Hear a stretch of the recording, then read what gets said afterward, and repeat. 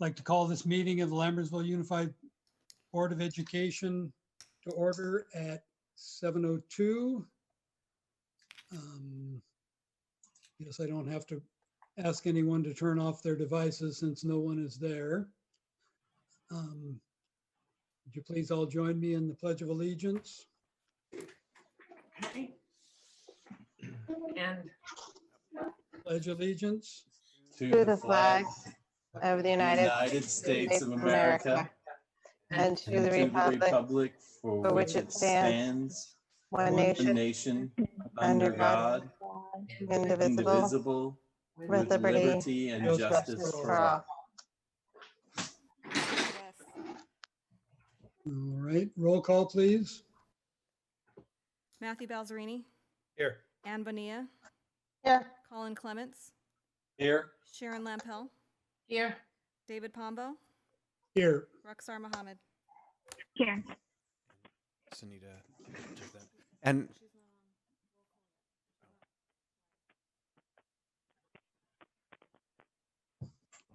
Approval and/or corrections to the agenda. there are none. Move to approve the agenda. Second. Having a first and second, all in favor? Aye. Opposed? The agenda is approved. Committee reports. District Advisory Committee, Trustee Lampel. Nothing to report. District English Language Advisory Committee. Nothing Trustee- to report. Education Committee, nothing to report. Facilities Committee, Trustee Clements. Yes, the Facilities Committee met via Zoom last Thursday. We did cover a number of items, and I did want to bring to the attention of the board that there were several items that we discussed in committee and wanted to inform the board, which I believe will be on an upcoming board meeting, to make sure that the board as a whole is aware of how the facilities, what the intended response of the facilities of the district is for facilities as we come out of sheltering in place, etc. Thank you. Policy Committee, Trustee Bonilla. Yes, the policy committee has just received a new round of policies to review. They will be due June 12th and should be brought to the board at the July 15th meeting. Thank you. Safety Committee, Trustee Balzerini. Nothing to report. And I am on the Wellness Committee, and there is nothing to report. Governing Board reports. Madam Student Trustee, Ruxar Mohammed. So I don't have anything to report for today. However, today will be my last board meeting as the newly elected student board member will take over. I would like to take the time just to express how grateful I am to be the student trustee for the past 2 years. I've learned so much, and this has truly allowed me to gain a new insight, I guess, for the other side of our education and school. I will be attending UC Berkeley in the fall, and hopefully when everything becomes fine again, though, I'll be sure to attend the board meeting to say a proper goodbye to all of you. And I'll quickly let our new student trustee introduce herself. Hello, everyone. My name is Lisa. I'll be taking over Ruxar's position, and I'm a junior at Mountain High School currently for the following school year, and I'm really excited to represent high school. Thank you. And I would just like to take this opportunity to thank our outgoing student trustee. She was a pleasure to work with over the last couple of years, and to welcome our new student trustee. And Ruxar, congratulations on admittance to Berkeley. Thank you. Yes, best of luck to you, Ruxar, for sure. Thank you. Trustee Bonilla. Tonight, I wanted to take a moment to recognize the class of 2020. I know their time is coming to a close. Their senior year was like none other, cut short by school closures and punctuated by Zoom meetings. But through it all, they have persevered and, sorry, something moved. Aided by the school secretaries who bandaged their wounds, the maintenance staff who opened doors when they forgot things, the food service staff who prepared their meals, and the paraprofessionals who guided their way in the classroom. These members of our classified staff are often overlooked. However, their support makes each school day run smoothly. Class of 2020, you may not have had a year like any other, but you have made the best of it all with a parade of lights, prom pictures, without prom, and at-home graduation celebrations with teachers from afar. Whether you're headed off to college, off to the trades, or just looking for a new direction, I wish you all the best, and I hope you take what you have learned, both your knowledge and your character, and make us all proud. Thank you. Trustee Lampel. Thank you. I loved being able to participate in the thank you for video that we all made for the staff. They're always there to support our students, but this year they are truly heroes who kept the educational process moving along for our students. And talking about the students, the seniors this year, I couldn't say it better than Trustee Bonilla did. You know, they hung in there and they made the best of it and had the best time that they possibly could. And they're going to go far because they have experienced something that and plowed through it that none of us have ever experienced before. I thoroughly enjoyed watching the high school staff parade with 4 of my graduating neighbors as they stood outside in the street in their blue gowns. And the teachers were so excited coming through on their cars, and to the end of the parade to have the fire department there. I'm going to tell you that doesn't happen everywhere because where I work, the fire department and the police department would not allow it. So it was fabulous. And tomorrow night, I plan to attend the drive-through promotion at Wickland. I'm really looking forward to that. That's my report, Mr. President. Thank you. Trustee Balzerini. Nothing to report. Thank you. Trustee Clements. Well, I would echo the sentiments of Trustee Bonilla and Trustee Lampel in saying congratulations to our seniors. We really look forward to being able to congratulate you on a more one-on-one level as soon as possible. And a thank you to the staff, of course, teachers, staff, classified staff. We've said it before, but we can't say it enough. Thank you so much for all that you do and have done. And I will be attending the promotion ceremony at Hanson, and I'm very much looking forward to that tomorrow. Thank you. This past week, I participated in a CSBA webinar on the May revision of the state budget.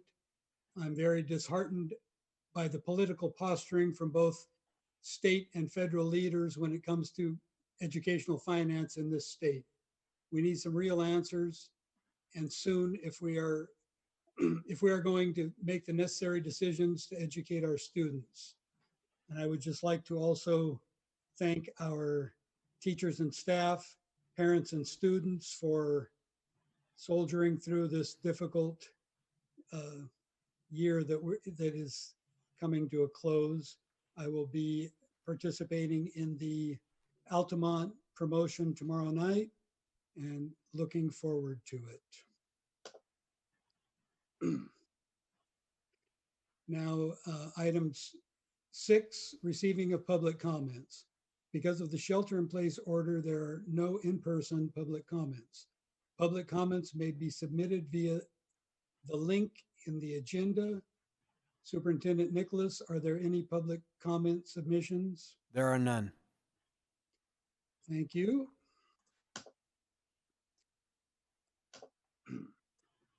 Moving on to item 7, governing board meeting minutes, regular meeting, May 6th, 2020. ratification of budget revisions, warrants from April 1st through April 30th, contracts under $50,000, ratification of new hires, and ratification of resignations. Is there anything in the consent items that any of my fellow board members would like to pull for further discussion? I'll move for approval of the consent items as presented. I'll Second. second. And I wanted to acknowledge McKendra McCoy on the Never mind. Do it resignation. herself. I'm sorry, She wanted to do it herself. If you read- McKendra did? Yeah, if you read her letter. I Well, must have missed that. it was in the, Mm-hmm.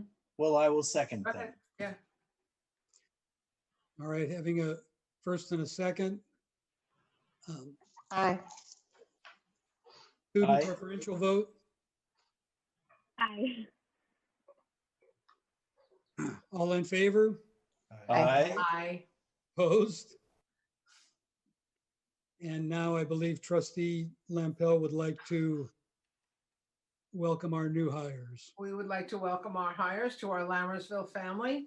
So congratulations and welcome to Travis Manley, K-8 principal, Juan Martinez, K-8 lead custodian, and Jason Strickland, K-8 vice principal. Welcome, and we look forward to working with you. Welcome. Welcome. Item 8, district administrative reports, superintendent's report. Yes, normally I have just a couple of exciting announcements associated with great things that kids are doing. But tonight I wanted to give a brief overview of a couple of important topics that we're working on and adjusting to. The first one is a brief overview of the May revise from the governor's budget. And the second one is an introduction to some things that we're working on as we look to the start of next school year. So very briefly, the May revise is part of the budget process. The governor in January puts out a proposal. In May, based on tax revenues, there's a revision. Usually in June, there's a negotiation with the state legislature. And if all things go well, the fiscal budget's set, and July 1st, it starts to roll forward. So following that pattern and that process, the governor, in reaction to the significant plummeting of tax revenues, announced the May revise last week. And what he had to address was a $54 billion deficit. And in associating those cuts to public education, we took a big hit. So in that process, May revise starts a negotiation with the state legislature to form a budget. So the hit that I'm describing is a 10% cut in the LCFF base grant. So if the community remembers, there are three parts to LCFF, local control funding formula: the base grant, which is money for all kids; supplemental grant; and concentration grant. The supplemental grant is additional monies applied to English learners, low-income students, and foster youth. And the concentration grant is applied to school districts who have 51% populations of those three areas or categories, and it's additional funds. Our school district does not receive any concentration grant money and a very small amount of supplemental grant money. So how did it work? So in the January budget proposal, the COLA was put forward as a 2.31% increase. Last week in the May revise, the governor cut 10%. So the net cut to our operating budget proposed for next year is approximately 7.69% net loss to our LCFF base grant. And how does that translate into money? That's an approximate $5 million cut. So it's a significant cut to our district's funds and all districts' funds in California. The tragic reality of that is this is the second time in 10 years that we have been asked in public education to absorb a significant burden due to an economic crisis. And the irony is not missed upon educators that during a global pandemic, a 10% cut is being proposed to the people who are being asked to provide and meet the needs of educational, social, and mental health services for the 4 through 18-year-olds in our state. I'm sure that there is lots more to this journey, but I did want to communicate to the board and community what the May revise was. It is also important to note that Governor Newsom did make a plea to the federal government for additional supports through stimulus/bailout monies tied to federal assistance due to COVID-19 issues and tax losses and revenues. And we'll see if that bears fruit or not. And then finally, we will be asked to produce a budget on the normal timeline, which is June for a district budget. And we're hoping that common sense and some poking and prodding from organizations like CSBA and AXA will bring some wisdom to the short timeline and extend that out.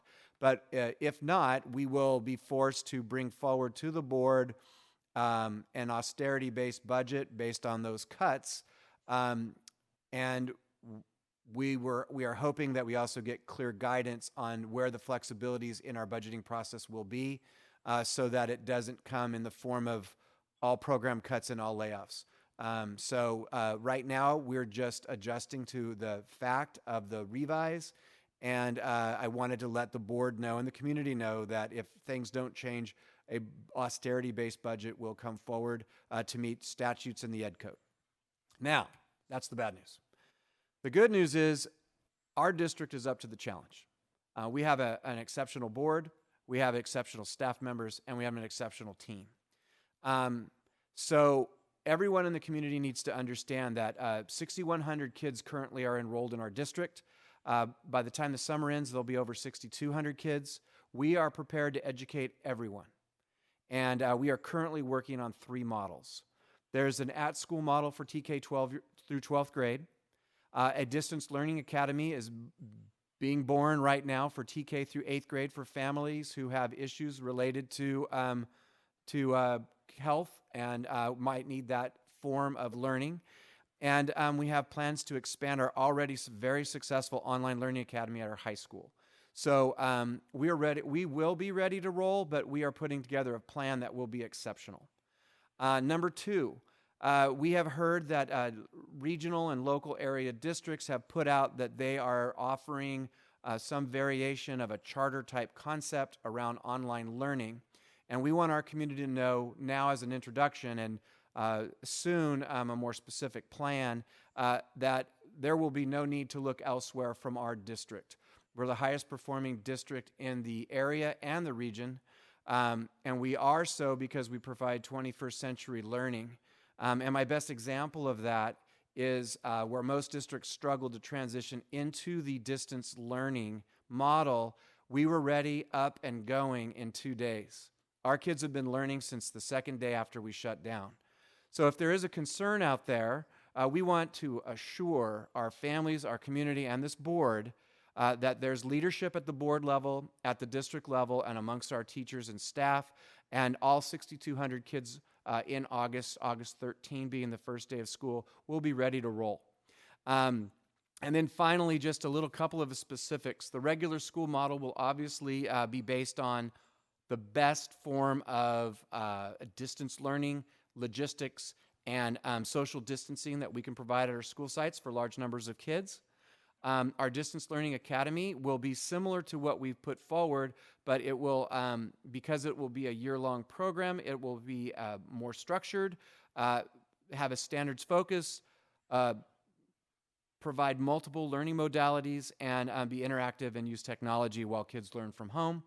And again, I already said this before, but our online learning academy at the high school is already a successful program. We already have a staff, and we will be able to expand that. So I just wanted to let the board know that we have bad news in the May revise.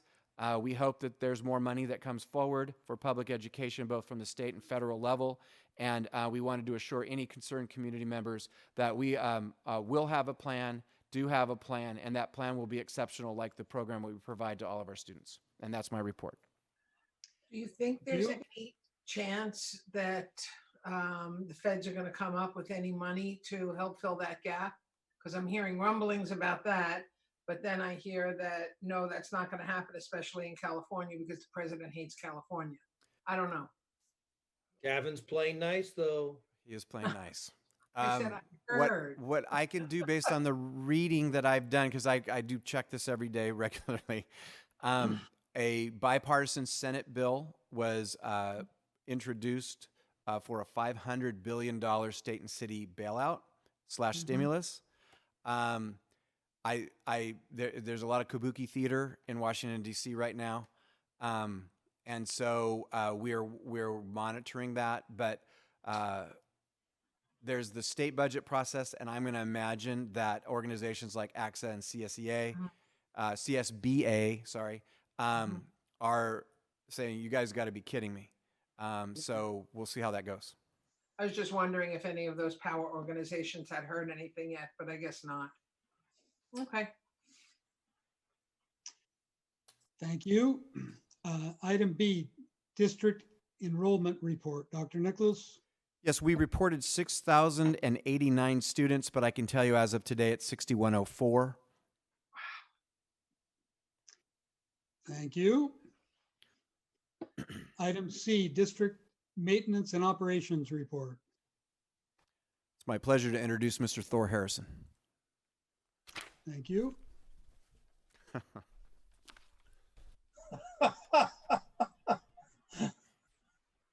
Board President Pombo, esteemed board members, it is my privilege to deliver the board report for James LeGrand. He attended the Cordis PDC warehouse construction meeting this morning. The warehouse is complete. The racking material was delivered last week. We received approval yesterday from the county for the install of said racking material. Installation is scheduled for next week. Work at Cordis PDC is still moving along as planned despite the COVID-19 issues. Playground equipment and rubber fall material installation is complete. Hydro seeding started today at the JV baseball field, which looks fantastic. Landscaping around the PDC parking lot is complete. Seal coat and striping of the PDC parking lot is complete. The punch list walk for the PDC and Cordis admin building happened today. Installation of the monument sign is scheduled for May 29th. Seal coat and striping of the north parking lot is scheduled for June 22nd. This afternoon, James walked Lammersville with NMR to discuss upcoming modernization projects at that school site. Last Friday, James met with Roblin over in the Learning Commons at Mountain House High School to discuss the new sliding door window project. The work for that project is scheduled for mid-June. It should take about a week to complete, so it'll be pretty quick. Our custodial staff is continuing with all their summer deep cleaning activities at all the sites. Staff is busy cleaning carpets, waxing floor.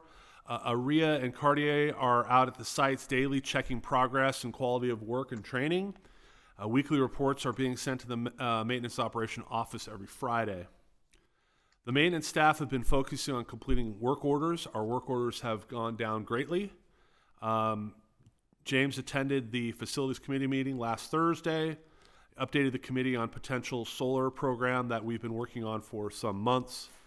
And this information will be coming to the board in June. And as of right now, the staffing update is we have 3 openings, 2 at the high school and 1 at Altamont. I'd be happy to answer any questions. Any questions or comments by the board? Thank you. Go ahead. I just said thank you. Oh. Thank you, Assistant Superintendent Harrison. Cafeteria and financial report, April 2020. Yeah, it's my pleasure to speak for our excellent Director of Food Services, Bernie Hill. And I do, she has some compliments in her notes, but I think it's important to say that She wasn't 100% sure, but she believed that we served over 100,000 meals over the last 7-week period. That's extraordinary. The leadership she provided and our food service workers and team really stepped up to meet the needs of this community and surrounding community members who came over for our good food. So congratulations to them all. From Bernie Hill, in your packet, we have both the March and April financials. March ended with a loss of 28,255. We had extra expenses on paper products when the COVID-19 situation began, and we started proportioning our salad bar items. We were able to keep our losses to a minimum in April because we utilized food already in our freezers for the drive-through meal service we were providing during the shutdown. In April, we had a loss of $4,405. Aside from the operating losses, we have lost over $124,000 in revenue from school closures. And then for others on her team, on a positive note, I would like to thank the food service staff of Lammersville Unified School District who have worked tirelessly these past 2.5 months to provide meals for our community. It has been an exhausting adventure, but they did it with a smile on their face for all those who came to see us. I cannot express how proud, very, very proud of them I am. I'm elated to announce that we served, here it is, here's the big number, 99,656 meals since March 16th. So congratulations to her and everyone. Wow. A lot of meals. Questions or comments by the board? Moving on to item 9, action items.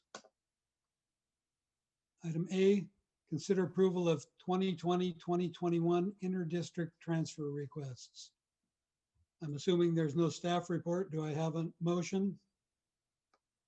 Move to approve the 2020-2021 Lammersville Unified School District inter-district transfer request presented. I'll Second. second. I think Sharon got it. Having a first and second, preferential vote. Aye. All in favor? Aye. Aye. Opposed? Motion carries. Item B, consider approval of Governing Board Resolution 19-2026 to establish temporary interfund transfers. Staff report? Yes, we do this every year. It allows us to transfer funds as the fiscal year shifts from June to July and allows us to more aptly pay our bills and run our budget. I'll move for approval of Governing Board Resolution 19-20-26 to establish temporary interfund transfers. Second. Any questions or comments by the board? Having a first and second, student trustee preferential vote. Aye. All in favor? Aye.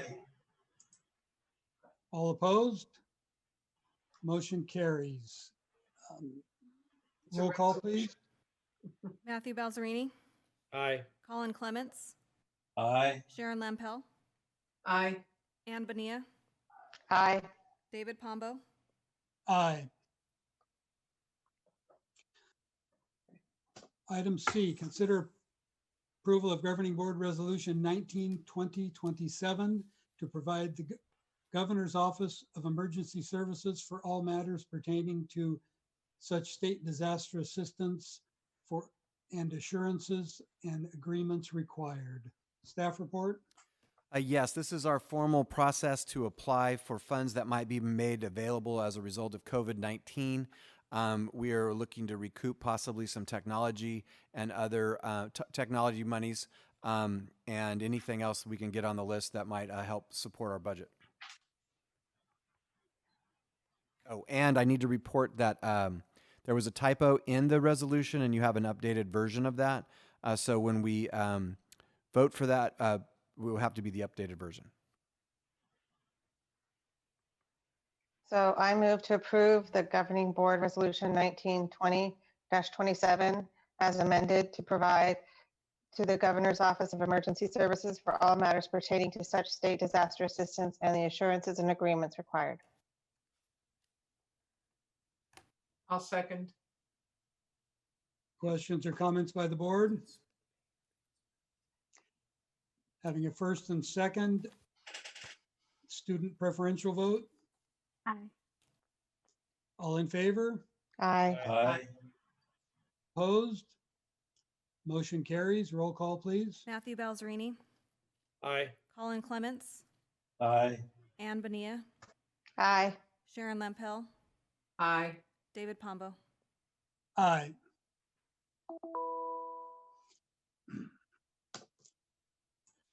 Moving on to item D, consider approval of to close regular session to open the public hearing for developer fee justification study. So moved. Second. All in favor? Aye. Aye. All opposed? We are now in public hearing. Mr. President, we were told by our attorney that we need to wait like a minute or two in case someone wants to reach out through the link. So the hearing is a hearing. All right.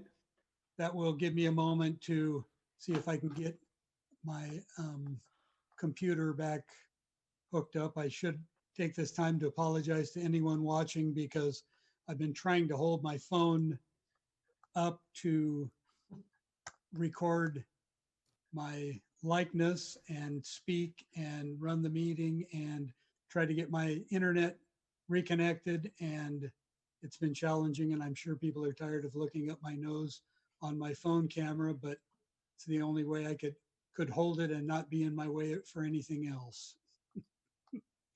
And it appears as though I'm launching my computer, so maybe I can get back to that.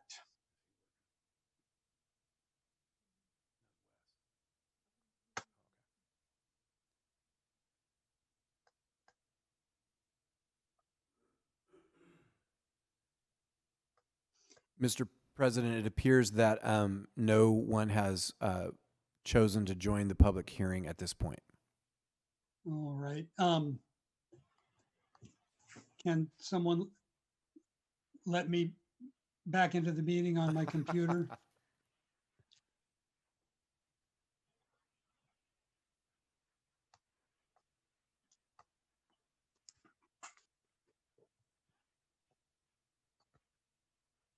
I'm seeing double, Mr. President.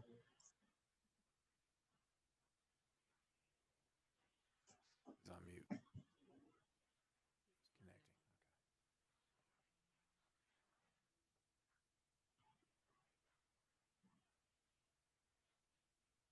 I apologize. You didn't get to hear that. I said I left the meeting on my phone, so now you will only be subjected to one view of me. All right. So there were no comments for Correct. public hearing. Consider approval to close public hearing and return to the regular session. So So moved. moved. Okay, I'll second. Matt can have it, I'll second. Here in second. Having a first and second student preferential vote. Aye. All in favor? Aye. Aye. Opposed? Motion carries. We are now returning to regular session. Moving on to item G. Consider approval of developer fee justification study. Staff report? This allows us to raise the developer fees, which brings more money into our budget. Thank you. Do I have a motion? Move to approve the developer fee justification study. Second. Having a first and second student preferential vote.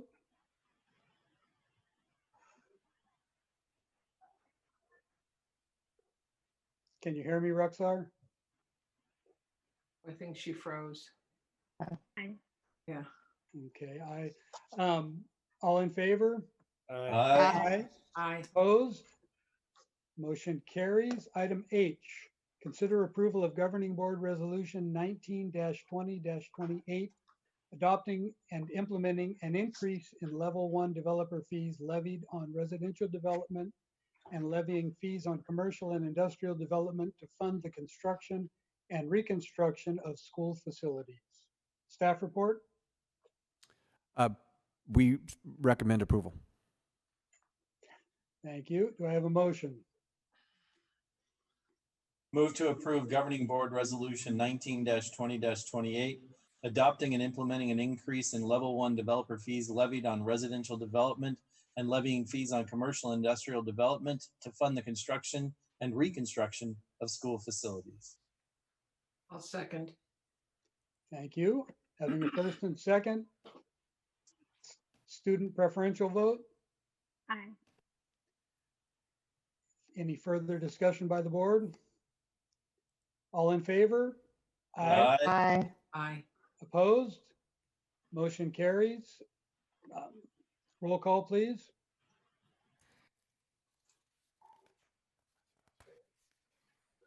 Matthew Balzerini, Aye. Colin Clements, Aye. Ann Benia, Aye. Sharon Lampel, Aye. David Pombo. Aye.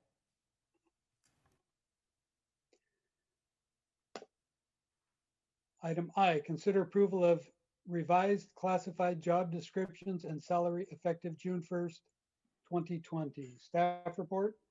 Yeah, so these are over the period of the last 7 years, as the size, scope, and scale of particular jobs expand, and as our growth gets bigger and bigger and bigger, we have brought forward to the board salary scale adjustments and job description updates. This is another example of 2 of these positions, but I do want to point out a couple of things. Number one.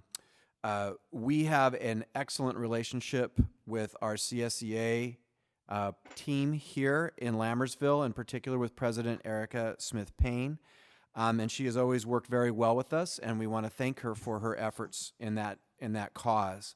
There is a process to do these kind of changes that is run through what I'll call the mothership of CSEA, called the 610 process. There is something broken in the 610 process, and the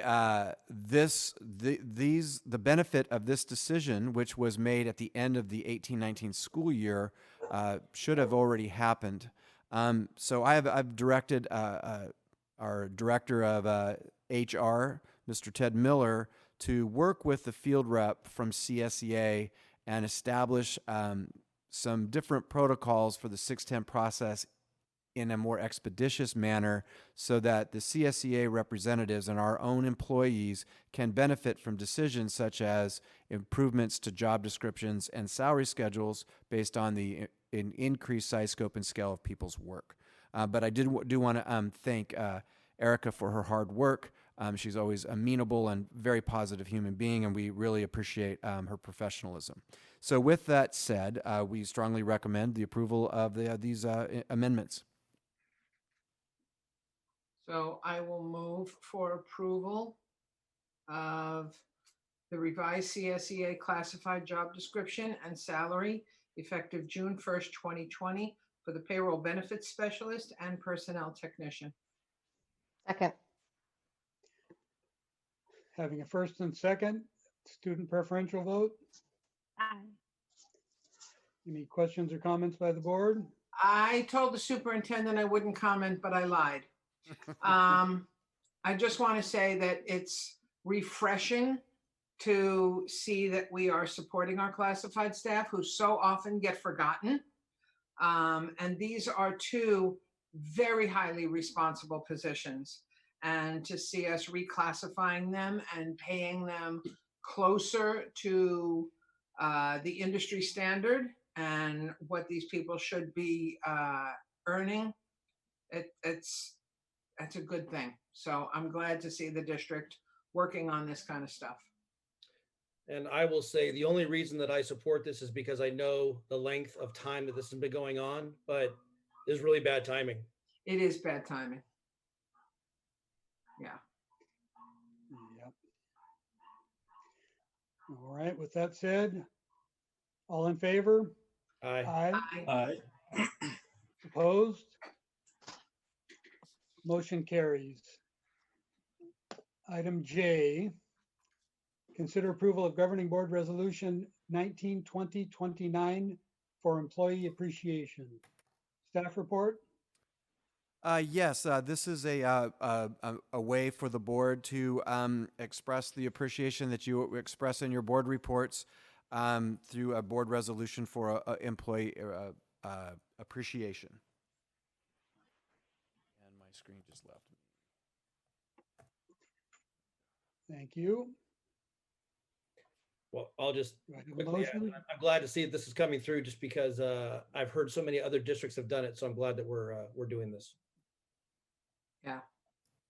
Yeah, this is nice. And when I presented at work, one of the board members said something that really got to my heart. She said, it's so nice that teachers who only ever got a day and classified who only ever got a week, that everybody gets a month now.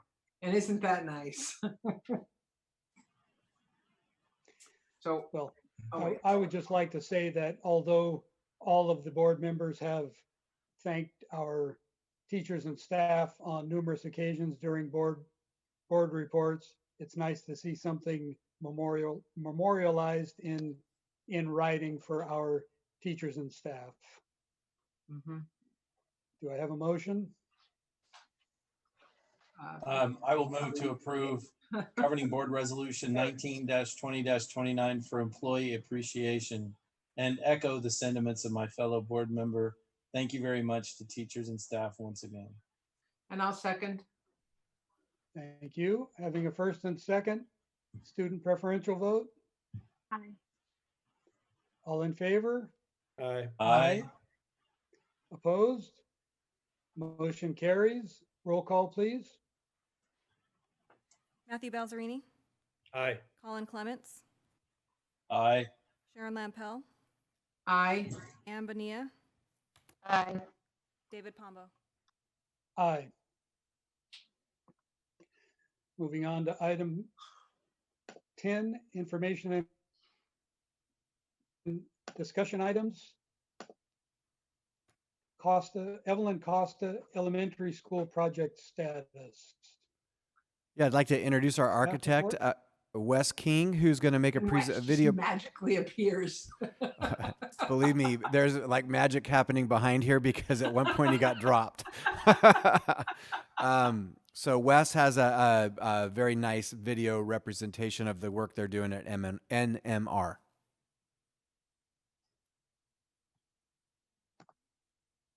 Wes, you're on mute. Welcome, Mr. King.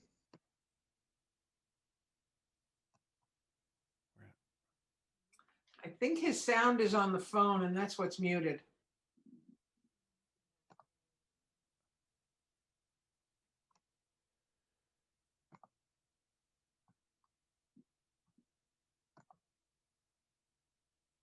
Wes He is breaking in disappeared. a set of headphones from I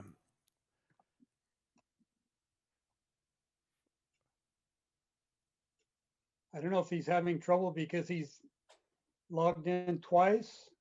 Yeah, because that one is muted, the one that just has his name. All right, can you hear me now? There you are, Wes. Awesome. You don't hear me twice, do you? No. Okay, just making sure. Sorry, I had a little technical difficulty trying to get everything working. So let me see here.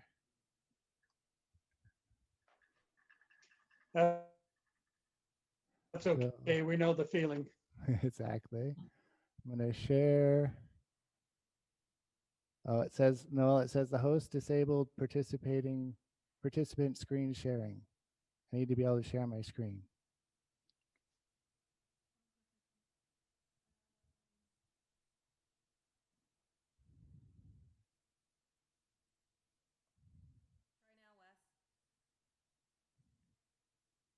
Okay.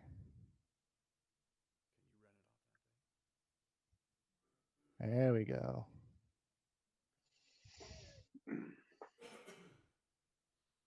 All right. There we go. There it is. Hooray.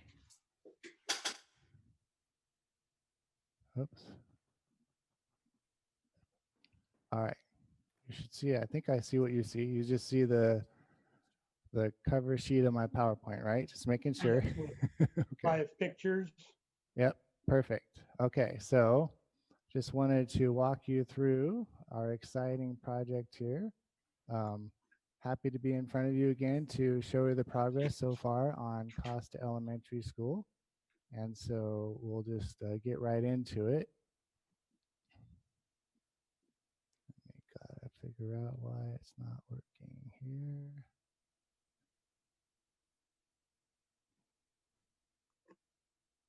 Sorry, one more second. I thought I knew what I was doing. Let's see. Let me try to share differently here.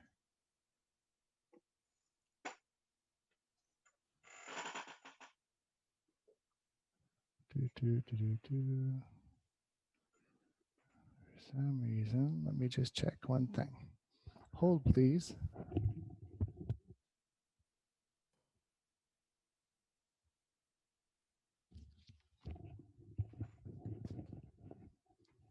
Ah, I see what it did. It's gone to my second screen. I didn't realize it. So let me see here. There we go. All right. So the meeting today is about Costa Elementary, as I said. Give me one second as I drag this back. Oops. Oh my goodness. My apologies again.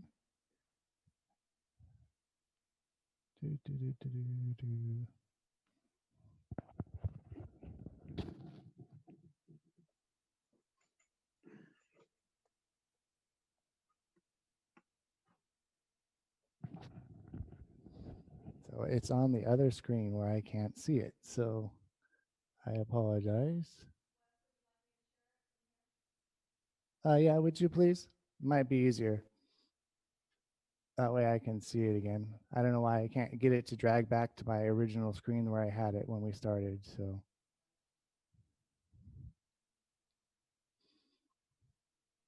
I'm doing this so you feel better about your technology, David, just for the record. I stole your idea of using the phone for the camera though, so I appreciate that.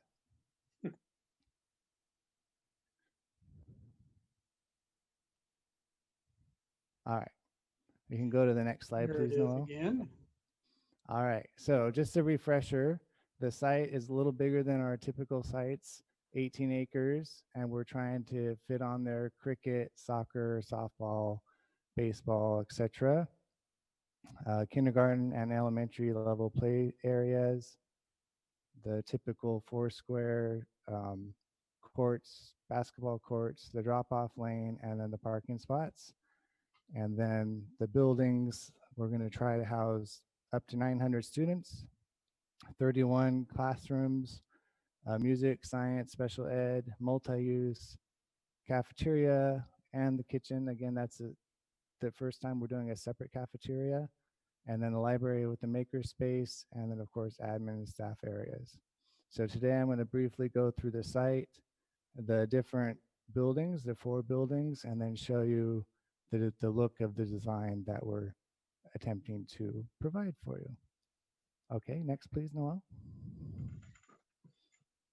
Just a refresher of where the site is, where the big orange arrow is there. So the hopefully we'll eventually get a cooperative developer and it'll become a real site, but I'm sure you know all about that, but that's what we're working off of. Next slide, please. So this is the site, and you can see that it's organized in the southeast corner of the site, the cluster of the buildings A, B, C, and D, with a quad in the middle like we've done on other campuses. And then you can see the extra acreage gives us quite a bit of room for a variety of fields. And so we're currently showing 2 baseball fields, the cricket field, and then a soccer field. But you can see if we wanted to have 2 soccer fields, there's room to do that. Or we can kind of just call that whole area multi-use fields. And that way you guys can divvy it up however the particular site needs. You'll see in the upper part above building D where the basketball courts are, and then the wall balls as you go around counterclockwise to the left. And then the yellowish area is the play area between building C and B. And then the quad in the middle, and then between the quad and building A is actually the kindergarten's play area. And so building A that we'll get into houses the administration as well as the kindergarten classrooms. The building B is the multi-use and cafeteria and music classroom. Building C is the lower grades, so second, third, fourth, and first. I forgot first. And then building D is the upper grades, so fifth, sixth, seventh, and eighth. You'll notice the drop-off lane on the right-hand side of the screen is separate from the parking at the left. And so the majority of traffic will be coming through. We anticipate the parents dropping them off, the kids, and then exiting the site. And the kids would enter the school between building A and D during the typical morning. And the entrance to the building is at the very corner that sticks out on the lower right corner of building A. You'll see that in a minute. So if it's after hours, that's where the people would go. And that corner is intentionally sticking out so that it can be seen either from the drop-off lane or from the parking lot lane. And so the left-hand edge of building A is also an entrance point where the kindergartners can come in. So if the kindergartners are young enough or enable enough that the parent wants to park and take them to the class, it's sort of arranged by the parking instead of by the drop off for that reason. Any questions on the site plan? I can't hear you, Sharon. Okay, there There it we goes. go. The left side of B into the parking lot. So is that also an access point? Yeah, that's serves two purposes. Right there right below the yellow, that is the playground between B and C. Right Mhm. below that is where the kitchen yard is. The kitchen's right on that corner. And so that lane services the kitchen, but it also serves as the fire lane to go through the whole campus. So would the public use that at all? No, that would be strictly for, deliveries that were prearranged with your Uh-huh. staff. Okay, thank you. Yeah. Any other questions on the site? All right, next, please, Noel. So again, this is the same site, but a larger view just so you can kind of see the orientation of the buildings and how they relate to the drop-off and the parking area, and a little bit more labeling. The orange dots on this slide show the entry points to the various buildings, and the blue dot would be that entrance point for the kindergartners that I mentioned before, and the red dot on the right-hand side is the primary entrance to the school site when the gates are all locked. So that's basically the front door of campus. Next, please. So this building is the admin and kindergarten. And if you can see the legend that's off to the right, I'll just work from the top to the bottom. So the orange is the library, and then the maker space. There's some utility space. The kind of mauve or pinkish mauve color is all the administrative offices. And then you see the Ks for the 4 kindergarten classrooms going down the side of the building. The space that's in between the covered walk and the kindergarten entry area, hallway, is where the kindergartners' dedicated play area is. So they have their special spot. It's kind of sheltered from everyone else, and it'll be a good spot for them to be able to go directly from their kindergarten classrooms out into that play area that they have without having to worry about crossing the traffic of the upper grade students. All right, next please. All right, this is the first floor of building C, which is the, yes.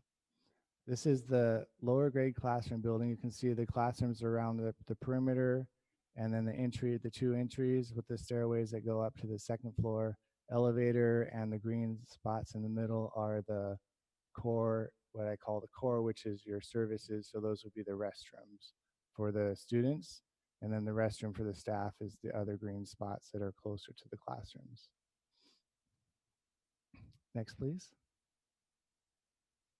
This is similar layout. Again, on this particular one, we actually have a little bit more space. And so some of the feedback that we've been getting from Heather and her team and looking at how the actual existing campuses are being used is not having a resource classroom that we typically have used, because it always gets absorbed and becomes a real classroom, and they don't really have a dedicated resource space. And so we're intentionally designing smaller resource rooms. They're about a half a classroom that reflects the smaller group of students that they're typically dealing with. And so you see that on here. And then the remaining space is similar to the first floor, where you've got the classrooms, and then each classroom has a breakout space in between it. Next, please. I do have a quick question. If you can go back to the resource.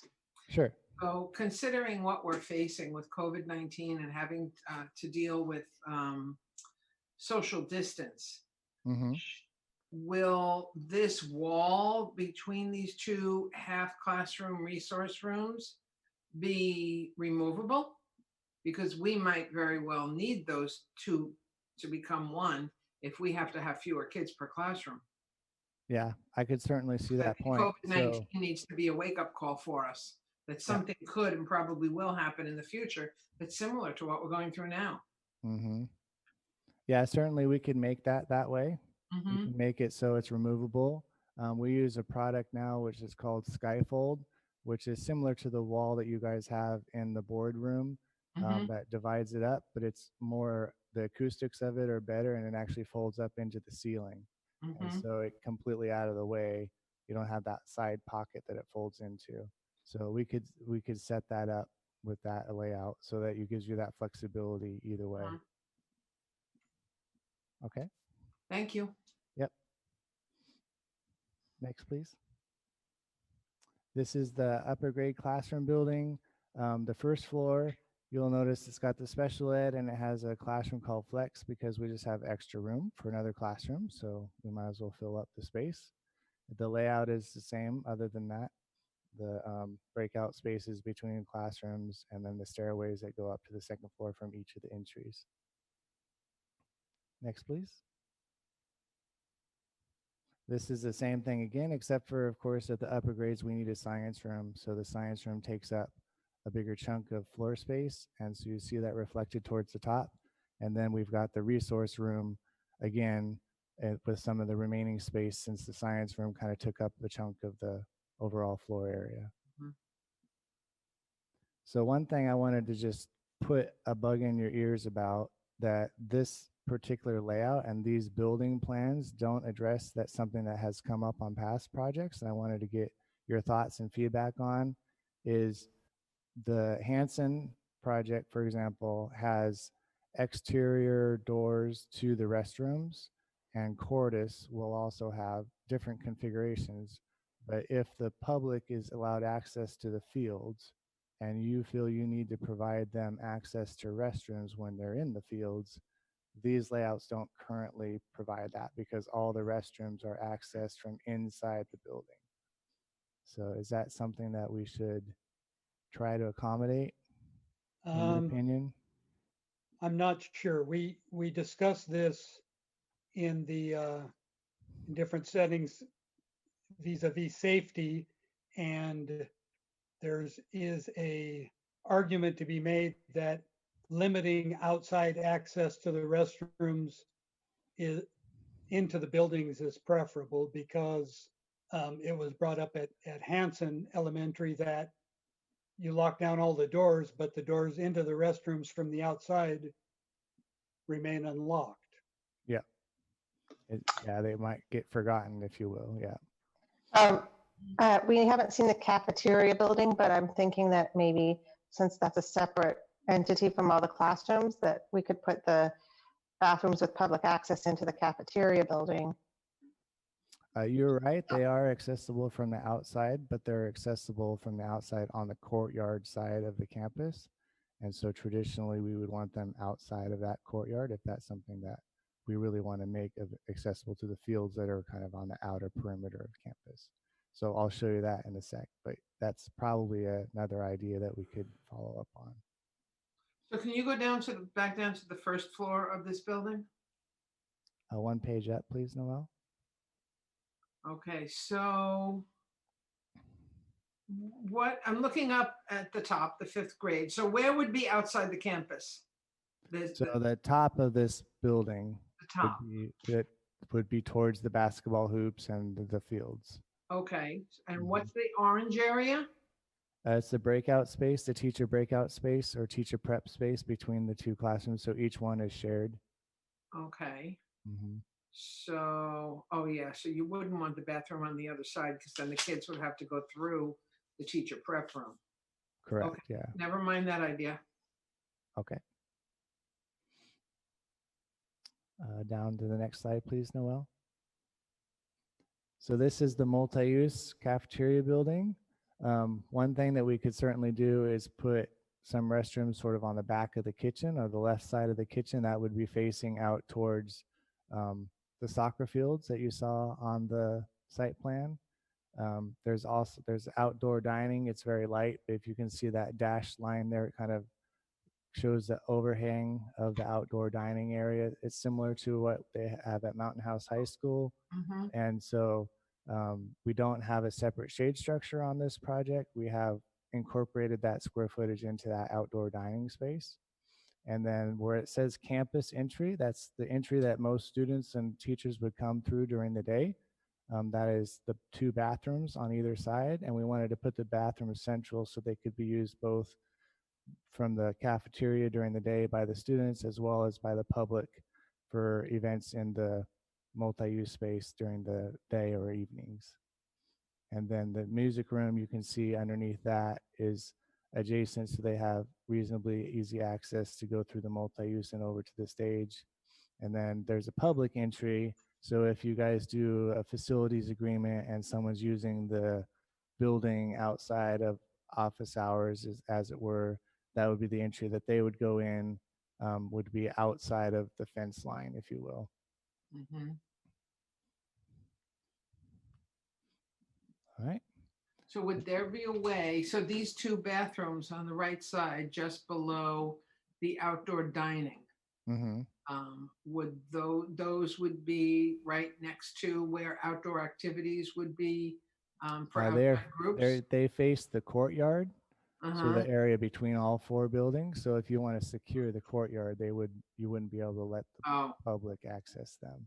so which side? So is it the So the left side of this building would left be side. facing the And there's no bathrooms on fields. that side. Okay. Correct. Yeah, but we Thanks. could certainly put some there if it's you say. But it seems like it's a question that you might want to visit a little further with the facilities group and stuff.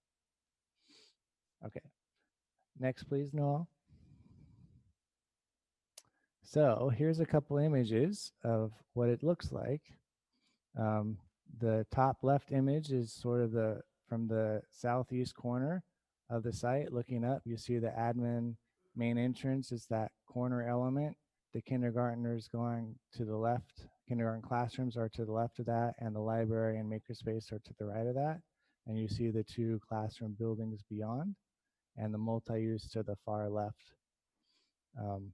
The image on the top right is looking at from the drop-off lane, the area that most students would be walking in when they get dropped off. It's between the classroom building and the admin building.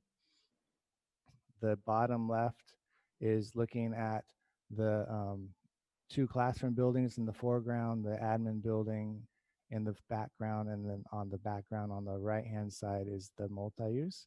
And behind us is the fields, and you can just see the basketball hoops on the lower left corner.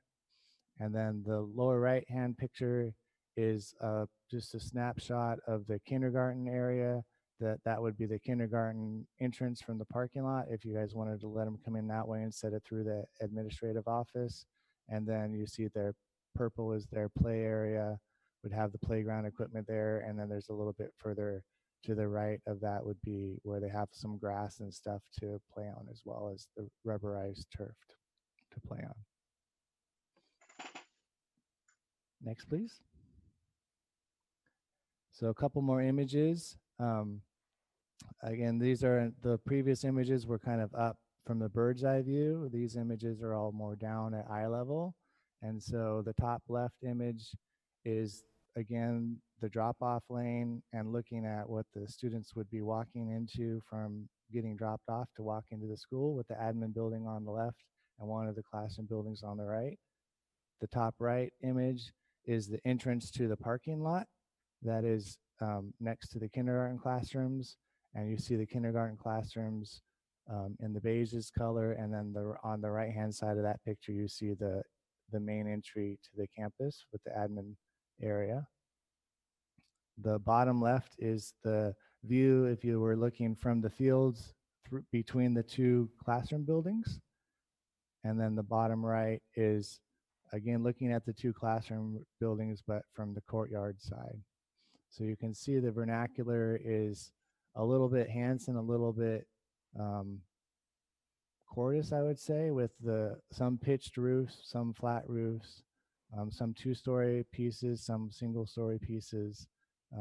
We've tried to put in some overhang elements that provide protected areas for the students so they can be outside but still protected if the weather's not cooperative. We, of course, have the covered walkways connecting the buildings.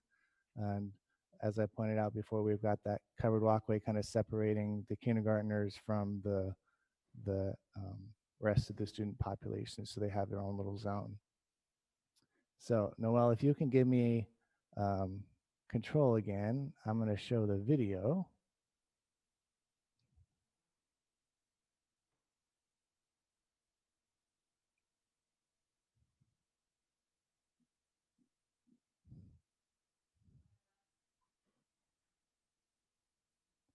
All right, let me see here. Da, da, da.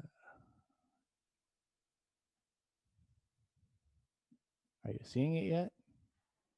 Nope. No. All right. So let me get it on there.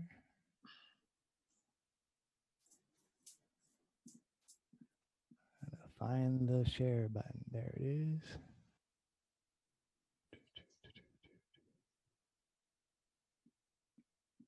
Oh, no, that was the wrong one. My bad.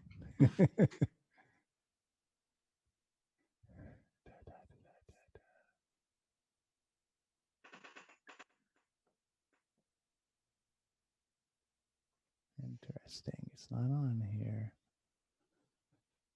Oh, here we go.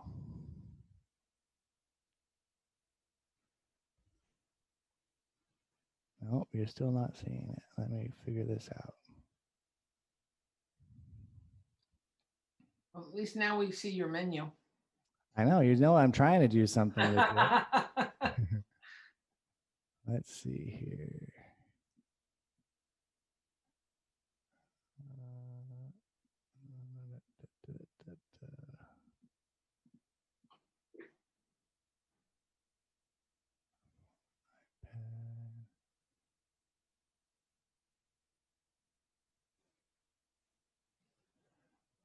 Oh, there it is. It's right there. How about now? There Yeah. we go. Yep. Okay, so this video is going to start as you enter the site, as you would if you're a parent entering the drop-off zone. We'll drive down the drop-off lane and you'll see the buildings on the right as you're going to drop off your kid. And then it's going to kind of walk around inside the quad, and then it'll eventually fly up and look around kind of like the bird's eye view. I'm going to let it play all the way through uninterrupted. And then I'm going to just kind of point out some things the second time I run it through. It's only about 2 minutes.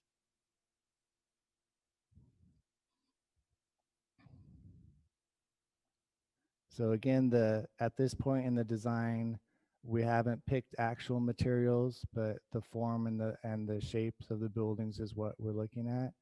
And we have a lot of time to clarify materials. at all those kids ready to go to school. Are you kidding? They're dying to go to school right now. I'm sure. And none of them are wearing masks. How odd. Yeah.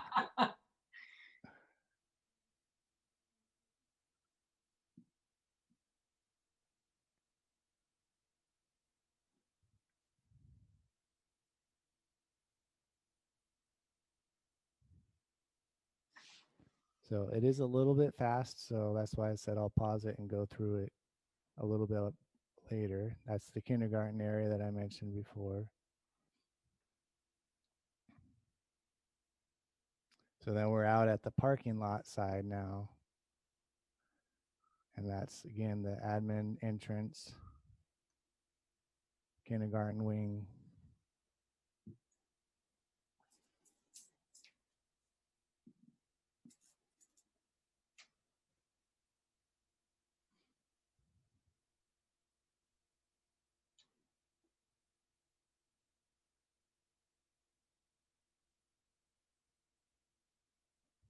What would go there in that blue spot? The blue spot is the play area for the Ah. primary grades. Okay.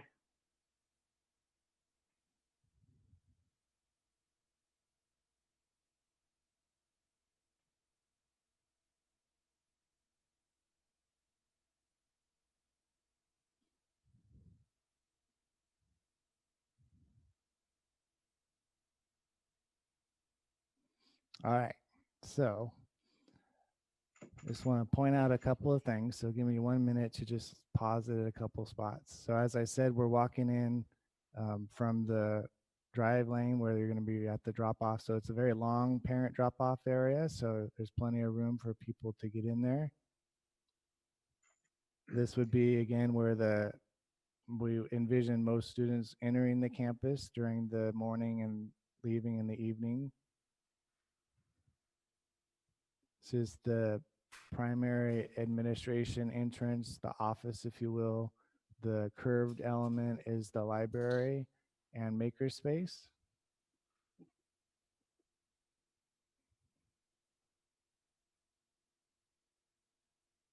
You can see one of the entrances to the classroom building on the right is connected to the admin building on the left with the covered walk.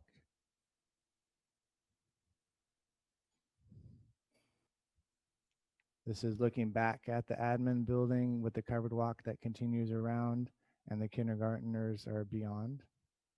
And the library, one of the entrances to the library would be on the left.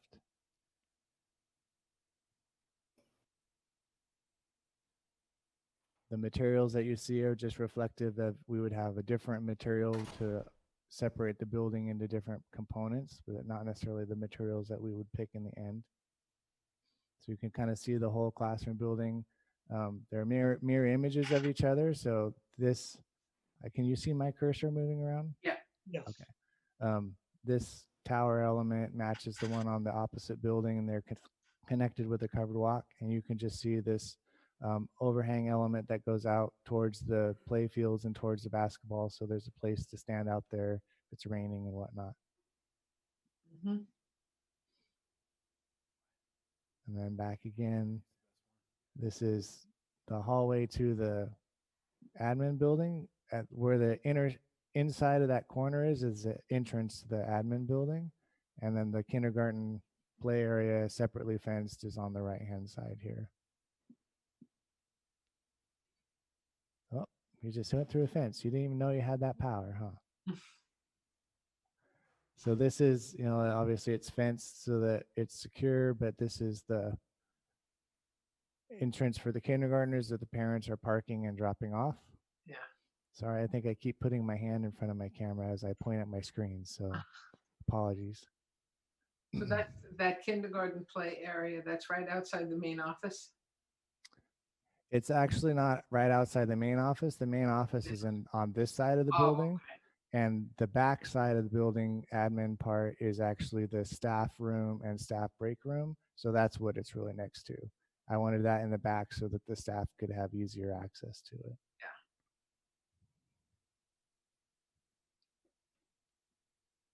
So again, that's the front of the campus, the office, if you will. The kindergarten classrooms,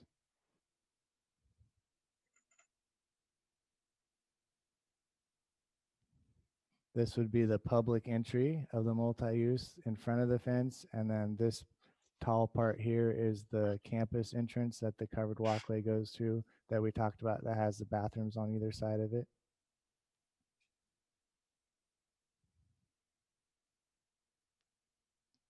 This is the stage area, the multi-use, and then the cafeteria is beyond. And this is the kitchen over here.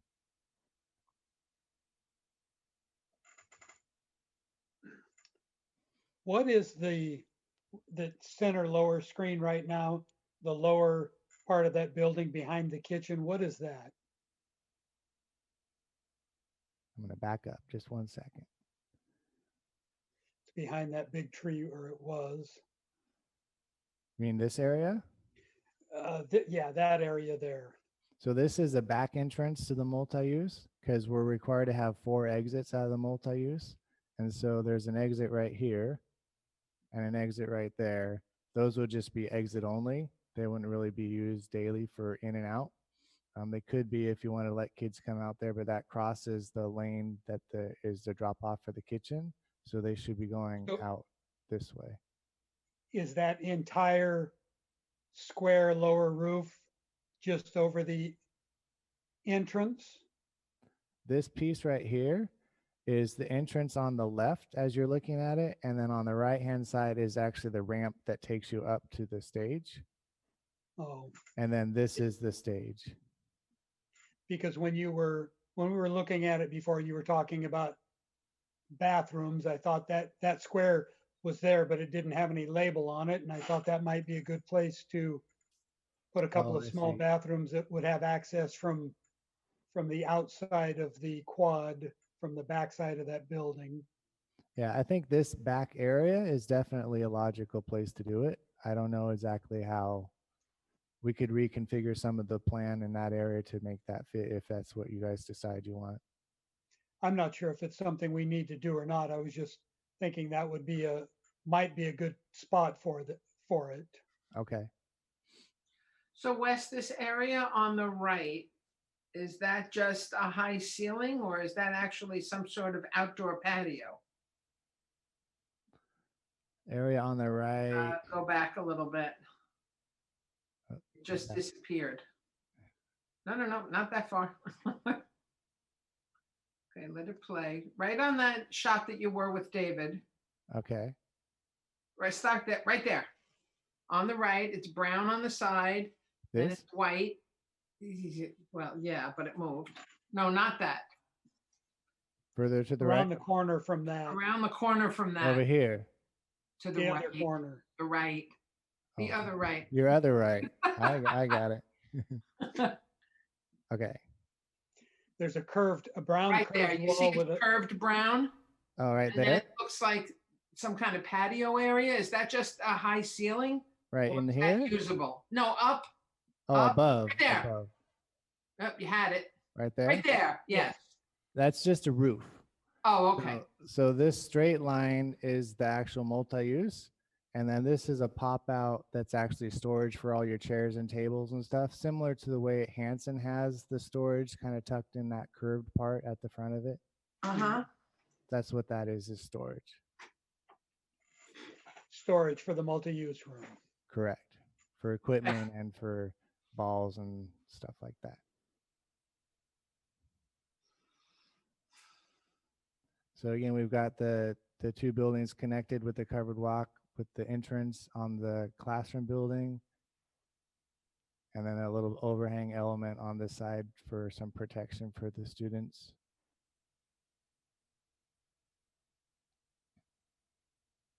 Wes, can you pause right there? Sorry, I don't know if I caught it in time. That's okay. In the very back of this picture, there's like one tree that stands alone with a couple little tiny trees. Sort of Yeah, in the back trees are corner. just not the full design yet. Right. No, but see how there's that little square that kind of juts out? I'm wondering if you could put like This a here? stand. Yes, uh-huh. Uh-huh. Wait. I'm wondering if you could put like a standalone bathroom out there for the public to use that's sort of like separate from the buildings. I don't know if that's possible. Yeah, I think you're absolutely right. And that's what, when I brought that up, because we were looking at the floor plan of the classroom building, because this corner kind of faces both the fields on this side as well as the fields that would be behind us as we're standing here looking at it. It's sort of a logical place. So we might be able to enlarge this element and have it stick out a little bit more so that we could put a bathroom, even if it's like just one or two single occupant restrooms, not like a big one. That might be pretty easy to do. Okay, thank you. Yeah. So that would be right in this area.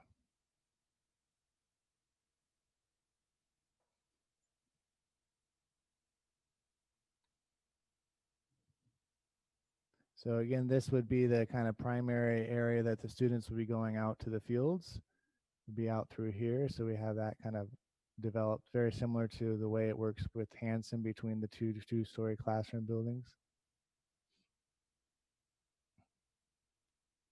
And that's pretty much it. Kind of back to where we started. So any thoughts or questions or concerns about the design? I think it's beautiful. Thank you. I really like all the different levels of roofing so that it's, you know, it's not just stagnant. It looks really nice. Yeah, it's not boring. Awesome. Wes, just wait till we get to the color palette. Yeah, exactly. Oh, then Ann and I will be in all our glory. Yeah. Then it will have to be boring, right? Because we don't want to do anything too wild with the colors, but yes. Yeah. Yeah. Awesome. Well, I'm happy to take any other thoughts. Yeah. Mr. President, I have a question here. Before we task Wes with going and coming up with designs, should we maybe have a discussion about if we even think having a restroom access to the public is a good idea? We've never done this in the past. Right, and I was going to ask the facilities committee, trustee Clements, do we typically rent the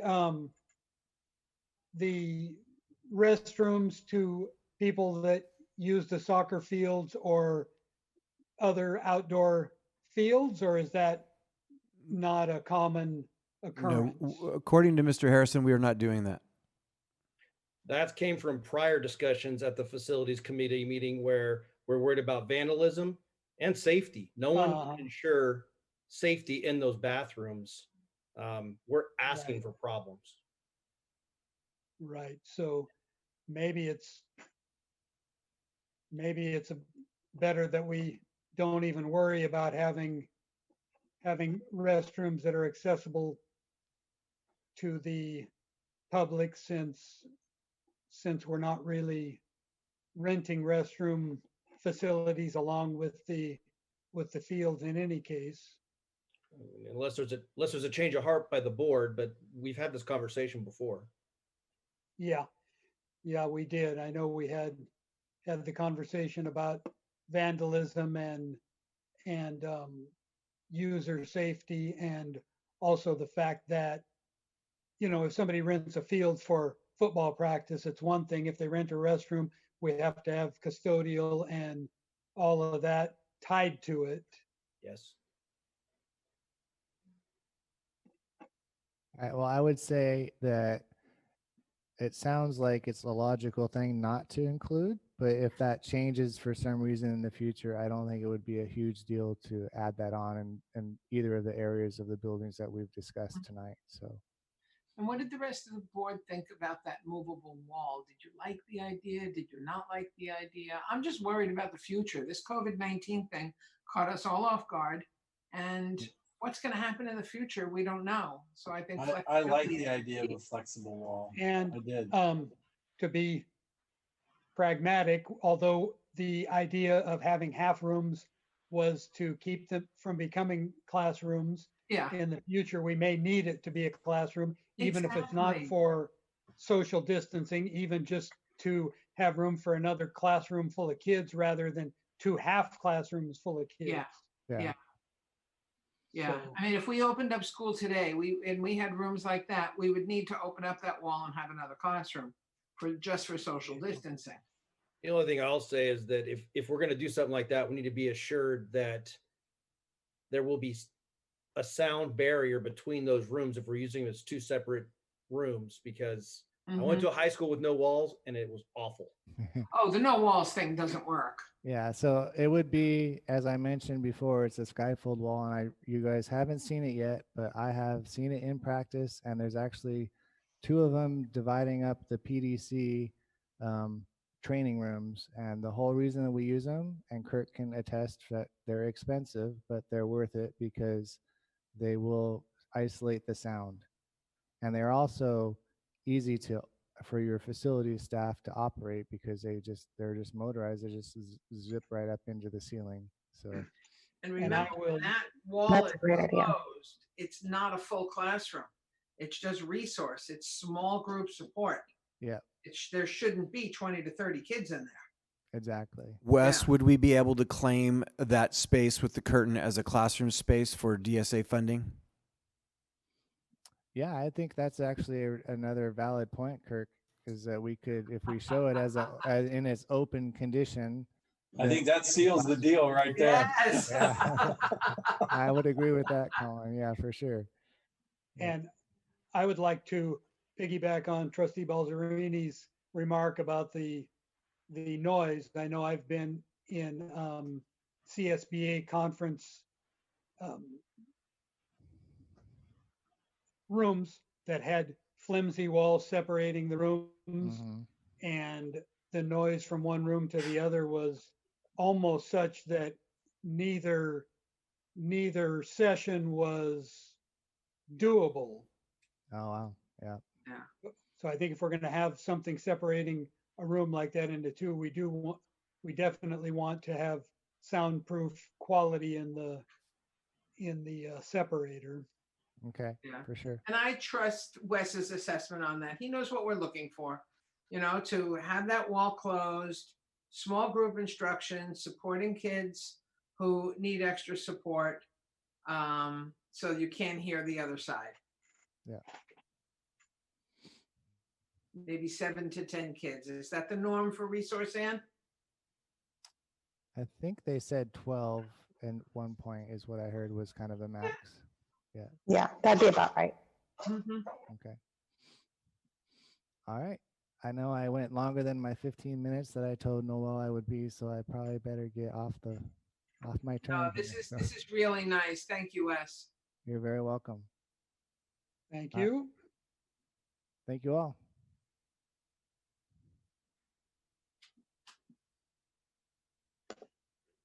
Moving on to item B, cancellation of special governing board meeting Monday, June 15th, 2020 at 6 p.m. Staff report. I just simply put, we normally have that associated with the LCAP, and the LCAP has been extended out, so there's no need for the meeting. Thank you. Moving on to item 11, calendar. All I see on the calendar is Wednesday, June 3rd, 2020 is the next governing board meeting at 7 p.m. In a moment, we will be adjourning to closed session where we will discuss public employee discipline dismissal release complaint, Government Code 54957, conference with labor negotiators, Government Code Section 54995, negotiators, Government Code 54956.8. Do I have a motion? So moved. But Second. before we take action, I have a question going back to calendar. I haven't read my email since the weekend. Is anything happening on Friday for the senior class? Yes, there is a drive-through from 6 to 6:45 at the high school, and it's not going to be, what I understood from the email I read, not going to be an actual ceremony or anything. It'll be similar to the Night of Lights that, So the That one we that you and I had- went to. right, Okay. the seniors will drive through, maybe have their vehicles decorated, have their caps and gowns on, but there will be no ceremony per se. Right. Okay, so Thursday at the elementaries and Friday 6 to 6:45 at the high school. Roxar, I'll look for you. Yes, for sure. Thank you. He froze on Having a that. of, Yeah, I moved. You need a second. oh, I seconded. Okay. having a first and second, all in favor of adjourning to closed session? Aye. Aye. We are now adjourned to closed session. Good Thank luck, you. Roxar. Good luck, Roxar. Bye. Hey, Bye. Luck.